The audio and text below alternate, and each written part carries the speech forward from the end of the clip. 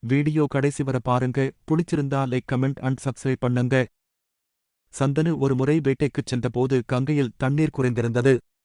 ஒரு சிறுவன் கங்கையின் குறுக்கே அம்புகளால் அணைகட்டிக் கொண்டிருந்தான். கங்கையோடு விளையாடிக் கொண்டிருந்தான். அவனுடைய முகத்தில் சூரிய பிரகாசம் தெரிந்தது. யார் இவன் என்று சந்தனு மகாராஜா மனதில் கேள்வி. அவனருகில் சென்றபோது ஒரு பெண்மணி அவனை அழைத்துக் கொண்டு வந்து, ராஜசிரேஷ்டரே, எம்மை அடையாளம் தெரிகிறதா என்று கேட்டாள். அந்தச் சிறுவனின் தாய் கங்காதேவி, இவன்தான் உமது மகன் தேவவ்ரதன். இவனை அழைத்துக் கொள்ளும். இவன் வசிஷ்டரிடம் வேத வேதாந்தங்களைக் கற்றுக்கொண்டான். அஸ்திரவித்தை கற்றான். முதன்மையான வில்லாளி. சுக்ராச்சாரியாருக்குத் தெரிந்த அத்தனை விஷயமும் தெரிந்தவன். தேவ குருவான பிரகஸ்பதி கற்றது அனைத்தையும் இவன் கற்றிருக்கிறான். எதிரிகளால் ஜெயிக்கவே முடியாத பரசுராமருக்குத் தெரிந்த அனைத்து அஸ்திர சஸ்திர வித்தையும் இவனுக்குத் தெரியும். இவனை எதிர்த்து இந்திரனாலும் ஜெயிக்க முடியாது. அப்படிப்பட்ட பராக்கிரமசாலியாக இவனை வளர்த்து இப்போது உம்மிடம் ஒப்படைக்கிறேன் என்றாள். தேவவ்ரதனை இரட்டிப்பு சந்தோஷத்தோடு சந்தனு ஏற்றுக்கொண்டு தேஜஸ்வியான தன் புதல்வனை பெருமிதத்தோடு ஹஸ்தினாபுரத்திற்கு அழைத்து வந்தான். அவனை யுவராஜாவாக்கினான். வருடங்கள் கழிந்தன. தேவவ்ரதனும் தந்தையின் குறிப்பை அறிந்து அனைத்து காரியங்களையும் செய்து வந்தான். சந்தனுவின் கவலை. ஒரு நாள் சந்தனு வனத்தில் உலவிக் கொண்டிருந்தபோது யமுனா நதிக்கரையில் நல்ல மணம் வீசியது. இதுவரை நிகழ்ந்திடாத நறுமணம். அந்த நறுமணம் எங்கிருந்து வருகிறது என்று தேடிக்கொண்டே போனான். அங்கு ஒரு அழகான மீனவப் பெண் நின்றாள். யாரம்மா நீ? இங்கு என்ன செய்து கொண்டிருக்கிறாய்?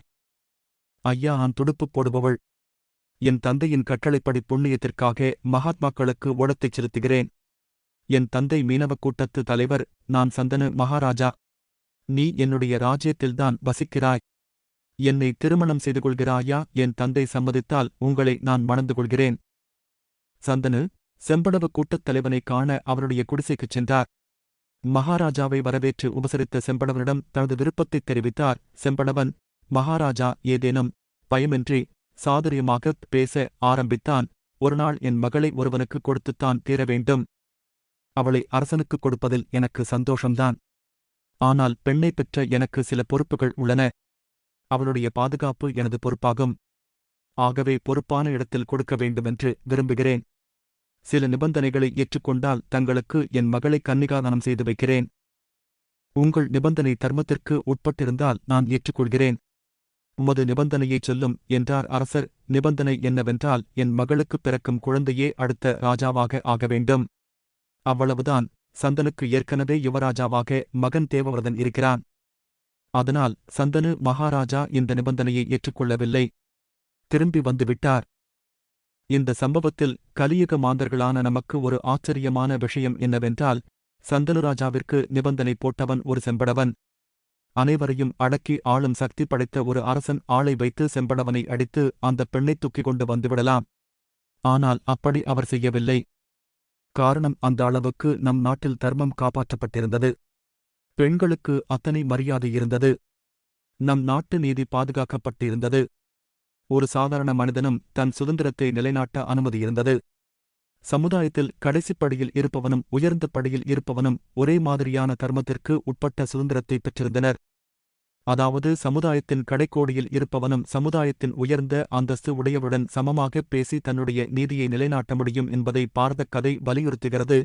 சந்தனுவால் செம்படவனின் அநியாயமான நிபந்தனையை ஏற்றுக்கொள்ள முடியாவிட்டாலும் மனம் மீண்டும் மீண்டும் அந்த பெண்ணையே நாடியது. சந்தனு மகாராஜா காதல் வேதனையில் மூழ்க ஆரம்பித்தார். ஏக்கத்தால் சோர்ந்துவிட்டார். தேவவ்ரதன் இதை கவனித்து, என் அப்பா இப்படி கவலையுடன் இருக்கிறார், சரியாக சாப்பிடாமல் தூங்காமல் சோகமாக இருக்கிறாரே என்று நினைத்தார். தோட், அப்பா, என் தாங்கள் வெளியே செல்வதில்லை. முன்பு போல சுறுசுறுப்பாக இல்லையே. நோய்வாய்ப்பட்டது போல இருக்கிறீர்களே. என்ன ஆயிற்று? அதெல்லாம் ஒன்றுமில்லை. வாலிபனான தனது மகனிடம் இப்படிப்பட்ட ஒரு விஷயத்தை எப்படிச் சொல்வது என்று சந்தனு தவித்தார். தேவவ்ரதன் மீண்டும் மீண்டும் மெதுவாக கேட்டுக்கொண்டே இருந்தான். சந்தனுவும் லாவகமாக, குழந்தாய், நீயோ சூரனாக இருக்கிறாய். உன்னை யாராவது அவமானப்படுத்தினால் அவர்களை விடமாட்டாய். ஒரு கண் இருந்தால் உடலுக்கு அழிவு, ஒரு புத்திரன் இருந்தால் குலத்திற்கு அழிவு. நீ ஏதாவது சண்டை போட்டு ஏதாவது ஆகிவிட்டால் இந்த வம்சம் என்ன ஆகுமோ என்ற வருத்தம்தான் எனக்கு. அதனால் சந்ததி இருக்க வேண்டுமே என்பதைப் பற்றித்தான் யோசிக்கிறேன். நீ ஏதும் தவறாக நினைத்துக் கொள்ளாதே என்றார். தேவவ்ரதனுக்கு அப்பா இரண்டாவது திருமணம் செய்து கொள்ள விரும்புகிறார் என்பது தெரிந்துவிட்டது. ஆகவே சந்தனுவின் சாரதியிடம் பேசி என்ன நடந்தது என்பதைத் தெரிந்து கொண்டான். சாரதியுடனும் தர்மம் தெரிந்த சில க்ஷத்திரியர்களுடனும் அந்த செம்படவன் வீட்டிற்குச் சென்றான். அப்பாவிற்காக மகன் வரன் பார்க்கச் சென்றான். பீஷ்ம சபதம். செம்படவனும் தேவவிரதனை நன்கு வரவேற்று உபசரித்தான். செம்படவன் தன்னுடைய முடிவில் திடமாக இருந்தான். இளவரசே, ஏற்கனவே ஒரு மகரிஷி வந்து என் மகளைக் கேட்டார். அவருக்கும் இதே பதிலைதான் சொன்னேன். என் மகளுக்கு பாதுகாப்பு முக்கியமல்லவா? நாங்களோ செம்படவர்கள், நீங்களோ பெரிய இடத்துவாசிகள். நாளைக்கு ஏதாவது ஆகிவிட்டால் இவள் கதி என்ன ஆவது? அதெல்லாம் சரி, உங்கள் எதிர்பார்ப்பு என்ன? என் மகளுக்குப் பிறக்கும் மகன்தான் ராஜாவாகணும், அவ்வளவுதானே? விடுங்கள். உங்கள் மகளுக்குப் பிறக்கும் மகன்தான் அடுத்த ராஜா. அதற்கு நான் உத்தரவாதம் தருகிறேன். போதுமா? போதாது. நீ கங்கைக்குப் பிறந்தவன். உன்னை இந்திரனாலும் ஜெயிக்க முடியாது. உனக்குப் பிறக்கும் குழந்தைகள் என் மகளுக்குப் பிறக்கும் குழந்தைகளை விட போஷமாகத்தான் இருப்பார்கள் என்பதில் சந்தேகமில்லை. நீ ராஜாவாகாவிட்டாலும் நாளை உன்னுடைய சந்ததியினர் என் சத்தியவதியின் குழந்தைகளிடமிருந்து ராஜ்யத்தை பலத்தால் கைப்பற்றி பட்டத்திற்கு வந்துவிட்டால் என் மகள் திரும்பி இங்குதானே வரவேண்டியிருக்கும். இப்படி என் மகள் இரண்டாந்தரமாக இருக்க எனக்கு விருப்பமில்லை என்றான். உடனே தேவவிரதன் எழுந்து ஒரு சங்கல்பம் செய்தான். இதோ இந்த பஞ்சபூதங்கள் சாட்சியாகச் சொல்கிறேன், ரிஷிகள் தேவர்கள் சாட்சியாகச் சொல்கிறேன், என் முன்னோர்களின் சாட்சியாக பிரதிக்கை செய்கிறேன், நான் தொடர்ந்து பிரம்மசரிய விரதத்தையே அனுஷ்டிப்பேன். ஒருபோதும் திருமணம் செய்து கொள்ள மாட்டேன். எத்தனை கஷ்டம் இடைஞ்சல் இழுக்கு ஏற்பட்டாலும் தர்ம சங்கடத்திலும் பிரம்மசரியத்தை நான் விடமாட்டேன். எனக்கு புத்திரசந்ததி இல்லாவிட்டாலும் நான் புண்ணிய லோகங்களை அடைவேன். நான் பிறந்தது முதல் இதுவரையில் ஒரு பொய்யும் சொன்னதில்லை. எனது சத்திய விரதத்தின் மீது ஆணையாக நான் ராஜ்யத்தையும் சிறிசங்கத்தையும் விடுகிறேன். என் உயிருள்ளவரை இதை நான் மீறமாட்டேன். இது எனது சங்கல்பம் என்றான். உடனே தேவர்கள் பூமாரி பொழிந்து ஆசீர்வதித்தார்கள். மிகவும் பயங்கரமான பிரதிகை. பீஷ்மரின் இந்த ஒரு வாக்கை காப்பாற்ற அவருடைய வாழ்க்கை முழுவதுமே அவர் சொந்த வாழ்விலும் நாட்டுப் பொறுப்பிலும் பல இன்னல்களை சந்திக்க நேரிட்டது. ஆனால் அவர் கடைசிவரை ஒரு இடத்தில் கூட தன் சங்கல்பத்தை எக்காரணத்திற்காகவும் விட்டுக் கொடுக்கவே இல்லை. பூரண பிரம்மசரியத்தை கடைப்பிடித்தார். இதைக் கேட்டவுடன் செம்படவத் தலைவனுக்கு மனம் குளிர்ந்தது. பீஷ்மர் சத்தியவதியை தேரில் ஏற்றிக்கொண்டு சென்று அப்பாவிடம் ஒப்படைத்தார்.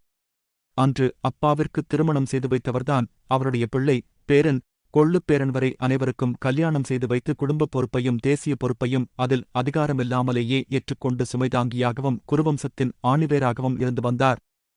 தந்தை கொடுத்த வரம் அப்பாவிற்கு தன் மகன் பிரம்மசரிய விரதம் ஏற்றது தெரிய வந்ததும் அளவு கடந்த துயரத்தில் மூழ்கினார்.